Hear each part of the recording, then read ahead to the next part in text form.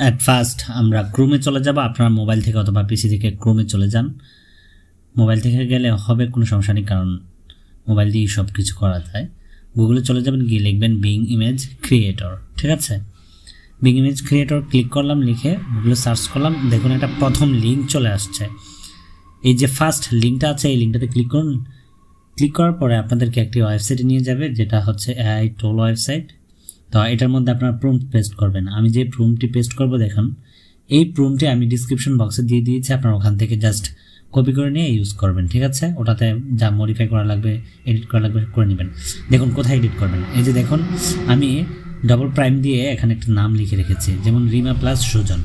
ঠিক আছে, তো আপনাদের যাদের নাম লিখবেন, যেমন আপনি আপনার ওয়াইফের নাম প্লাস আপনার নাম লিখবেন, বা যেই নাম লিখতে চান লিখবেন। এখানে এডিট করে রিপ্লেস করে দেবেন নিজের নাম, ব্যাস হয়ে গেছে। ব্যাস এই যে আমি দেখুন সিলেক্ট করে দিয়েছি বলাটা, তারপর ক্রিয়েটে ক্লিক করবেন, হয়ে যাবে।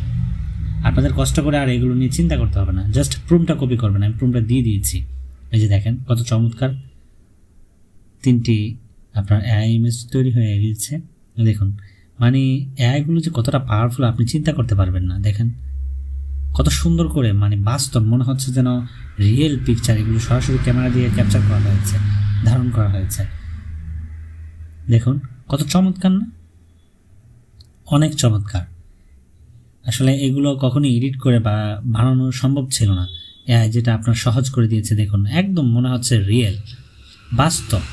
দেখেছেন, ঠিক আপনার প্রিয়জনের নাম দিয়ে আপনি আপনার নাম বসাতে পারবেন। দেখুন চমৎকার হয়েছে না, চমৎকার হয়েছে। দেখেছেন, আপনি যতবার ক্লিক করবেন ততবারে আপনাকে ইউনিক ক্রিয়েট করে সে আপনাকে পিকচার দিবে। ঠিক আছে, ইমেজগুলো দিবে, সবগুলোই প্রত্যেক সময় ইউনিক হবে। যতবার আপনি ক্রিয়েট করবেন ততবারই ইউনিক দিবে, এক দিবে না কখনো।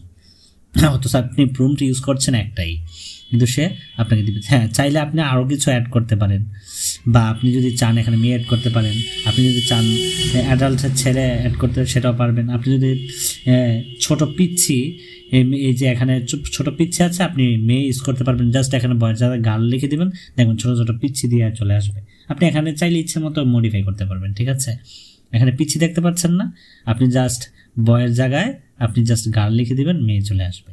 আপনার ইচ্ছা মতো তৈরি করতে পারেন এখানে যাকে বসে।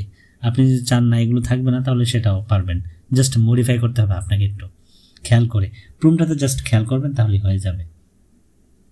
একদম ইজি।